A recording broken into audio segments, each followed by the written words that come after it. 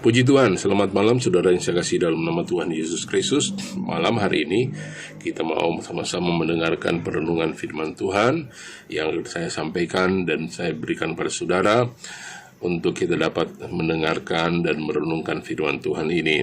Setelah sepanjang hari kita beraktivitas, melakukan segala kegiatan kita, baik yang dalam pekerjaan maupun di rumah, malam hari ini kita berkumpul di rumah masing-masing untuk mendengarkan firman Tuhan. Puji Tuhan, Tuhan sudah memberikan berkat yang bagi kita, berkat kekuatan, berkat kesehatan, sehingga kita kembali dapat berkumpul untuk mendengarkan kebenaran firman Tuhan malam hari ini. Saya percaya malam hari ini kita telah menikmati, sepanjang hari ini kita telah menikmati segala kebaikan Tuhan, kemurahan Tuhan, anugerah Tuhan dalam kehidupan kita.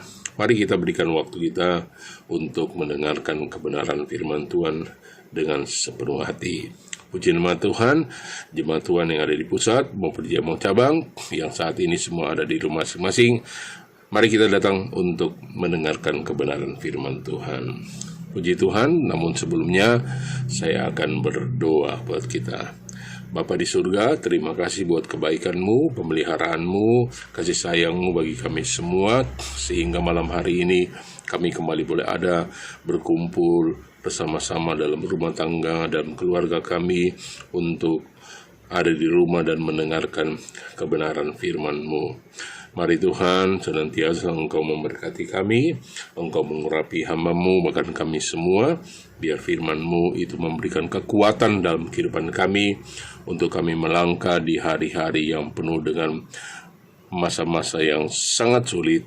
Tapi kami percaya, kebenaran firman-Mu itulah yang menguatkan kami, dan yang menghiburkan kami, karena selalu memberikan pertumbuhan dan pertambahan iman percaya kami kepada-Mu. Terima kasih Bapa, terpujilah nama-Mu.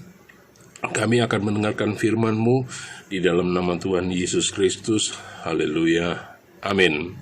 Puji Tuhan, terima kasih.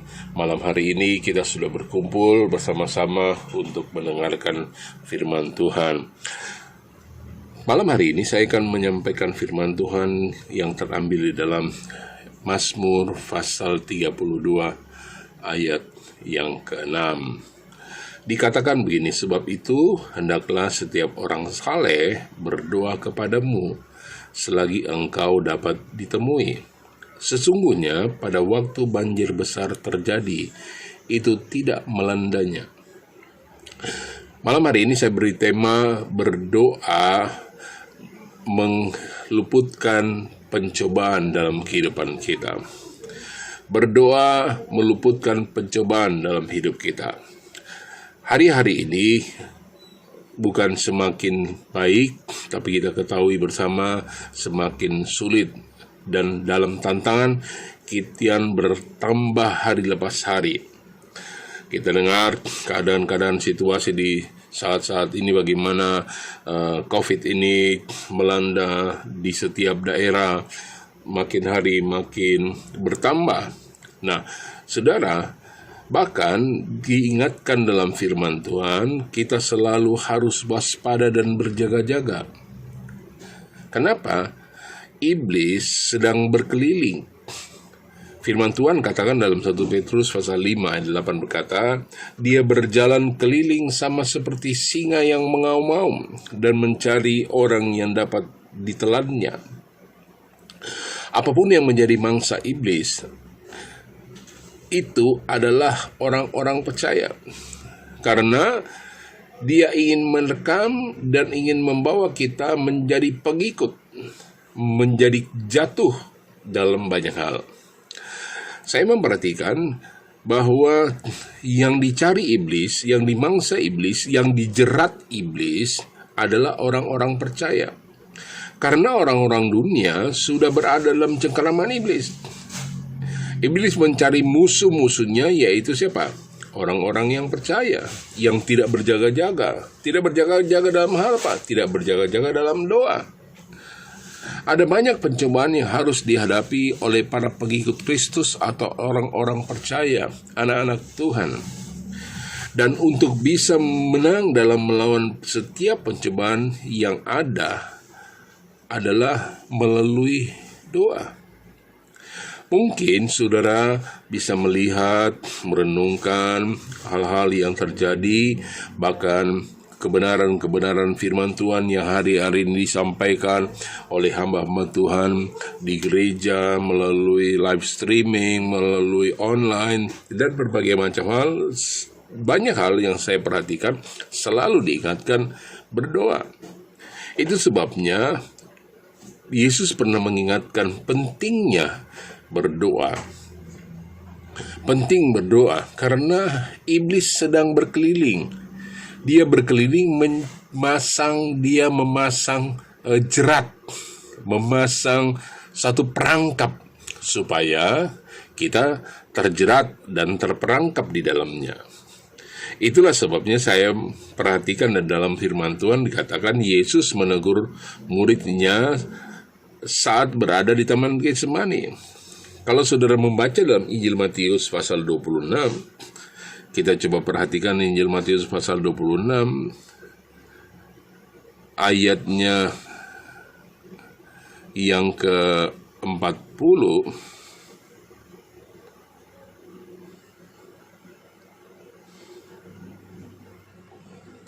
Dikatakan begini, setelah itu dia kembali kepada murid-muridnya itu dan mendapati mereka sedang tertidur. Dan ia berkata kepada Petrus, "Tidakkah kamu sanggup berjaga-jaga 1 jam dengan aku?" Ayat 41, "Berjaga-jagalah dan berdoalah, supaya kamu jangan jatuh ke dalam pencobaan. Roh memang penurut, tetapi daging itu lemah." Tidak banyak Tuhan katakan kepada mereka, "Tidak dapatkah kamu berjaga-jaga dalam doamu 1 jam saja?" Kemudian dia katakan, "Berjaga-jagalah dan berdoalah." Bukan hanya kita waspada, bukan hanya kita berjaga-jaga, berhati-hati dalam melangkah, dalam melakukan segala sesuatu, tapi berdoa memberikan satu ketetapan iman percaya kita. Kalimat selanjutnya dikatakan, "Berjaga-jagalah dan berdoalah." Untuk apa? Supaya kamu jangan jatuh ke dalam pencobaan. Iblis, saya katakan tadi, sedang memasang perangkap. Iblis sedang memasang jerat. Orang yang tidak berjaga-jaga dan tidak berdoa, dia akan masuk jerat dan masuk perangkap iblis.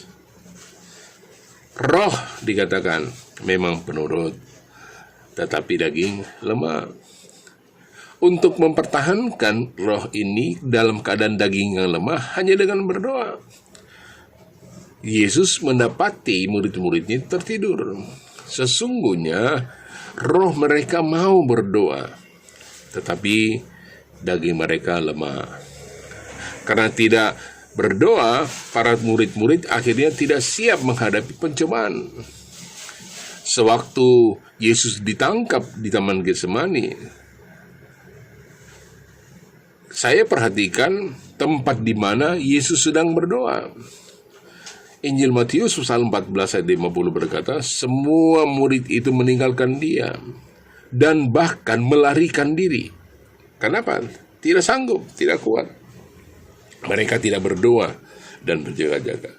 Petrus pun sempat menyangkal Yesus sebanyak 3 kali. Karena apa? Mengalami ketakutan. Satu-satunya langkah agar kita tidak jatuh dalam pencobaan adalah dengan berdoa. Sebagaimana disampaikan oleh pemazmur, bila orang saleh itu berdoa, Tuhan akan meluputkan mereka dari berbagai kesulitan atau pencobaan. Bila saudara dan saya berdoa dengan sungguh-sungguh, Tuhan akan meluputkan kita dari berbagai macam hal. baik sakit penyakit maupun virus yang sedang melanda, akan Tuhan luputkan. Kalau kita hidup benar dan berdoa, maka Tuhan luputkan. Nah, di dalam doa itu terkandung kuasa yang dahsyat. Ingat, firman Tuhan katakan, doa orang benar bila dilaikan dengan yakin, maka besar kuasanya. Oh, itu satu hal yang luar biasa. Kita patut mengakui hal itu dalam setiap kehidupan kita, karena doa orang benar itu besar kuasanya. Saya katakan tadi, di dalam doa terkandung kuasa yang dahsyat. Doa dapat meluputkan orang percaya dari bencana dan malapetaka. Amin. Doa dapat meluputkan orang percaya dari bencana dan malapetaka. Ketika kita tekun berdoa dan jalani setiap hal dalam kehidupan kita, maka ada jaminan perlindungan dari Tuhan. Percayalah bahwa Tuhan pasti menggenapi semua janji firman-Nya. Maka saya membaca di dalam Kolose pasal 4 ayat yang kedua dikatakan, bertekunlah dalam doa dan dalam pada itu berjaga-jagalah sambil mengucap syukur. Satu hal yang luar biasa, Tuhan katakan tekun dalam doa. Dan pada saat yang seperti ini, pada saat mengalami hal-hal yang mungkin membuat kita resah, berjaga-jaga sambil mengucap syukur. Satu hal yang besar yang Tuhan menyatakan kepada kita, satu jalan keluar kepada kita sebagai orang percaya, Tuhan katakan tekun berdoa sambil berjaga-jaga. Bertekun dalam doa artinya senantiasa berdoa dengan disiplin yang tinggi. Continue, terus berdoa sampai Tuhan menjawab setiap doa kita, sampai kita merasakan kebaikan-kebaikan Tuhan terjadi dalam kehidupan kita. Senantiasa berdoa artinya tidak peduli ada masalah, tidak ada masalah, kita capek atau tidak terlalu capek, kita dalam keadaan sibuk atau tidak sibuk. 1 Tesalonika 5 ayat 17 berkata, tetaplah berdoa. Keadaan apapun, kita tetap berdoa. Maka pada akhir malam hari ini, perlindungan saya katakan, saudara ingin berkemenangan di setiap pergumulan kita, tetaplah berdoa. Tekunlah berdoa. Saya melakukan dan belajar untuk melakukan hal itu di hari-hari seperti ini. Mungkin tidak perlu untuk dilihat orang, mungkin tidak perlu diketahui banyak orang, karena berdoa itu bukan satu hal yang dipamer, tapi untuk kita melakukan hal itu. Apa yang kita buktikan, apa yang kita rasakan dari doa kita, itu yang menjadi jawaban dan kesaksian kita bagi banyak orang. Tetaplah berdoa, maka Tuhan akan selalu memberikan perlindungannya dan juga akan memberkati kita semuanya. Puji Tuhan, mari sama-sama kita tundukkan kepala dan kita berdoa. Terima kasih Tuhan buat kebaikan-Mu, terima kasih buat malam hari ini. Kami percaya kami sudah diberkati oleh Tuhan. Malam ini Tuhan kembali mengingatkan, menguatkan kami, menegur kami untuk selalu berjaga-jaga dan tetap berdoa kepada Tuhan. Untuk kami selalu bersandar dan berharap hanya kepada Tuhan. Bukan dengan kekuatan kami, bukan dengan mengandalkan apapun, tapi hanya tetap mengandalkan Tuhan dalam setiap doa kami. Terima kasih Bapa, di sisa perjalanan hal-hal yang kami hadapi, marilah Tuhan tetap melindungi kami, memelihara kami di masa-masa yang sukar, masa-masa pandemi seperti ini. Tuhan berikan kekuatan, penghiburan bagi kami, untuk kami selalu tetap setia kepadamu. Terima kasih Bapa. Engkau peliharakan kami di sepanjang malam hari ini. Tutup bungkus dengan kuasa Tuhan, pemagari kami dengan malaikat-Mu. Kembali kami dapat menikmati hari esok dengan satu pengharapan yang luar biasa daripada Tuhan. Kami kembali dapat beribadah besok hari untuk melakukan segala apa yang Kau kehendaki dalam kehidupan kami. Terpujilah nama-Mu, berkat-Mu atas kehidupan kami semua. Di dalam nama Tuhan Yesus kami hamba berdoa dan mengucap syukur. Mari kita yang percaya katakan amin. Puji nama Tuhan. Selamat malam. Selamat menikmati berkat-berkat Tuhan dalam kehidupan kita semua. Tuhan Yesus memberkati. Haleluya. Amin.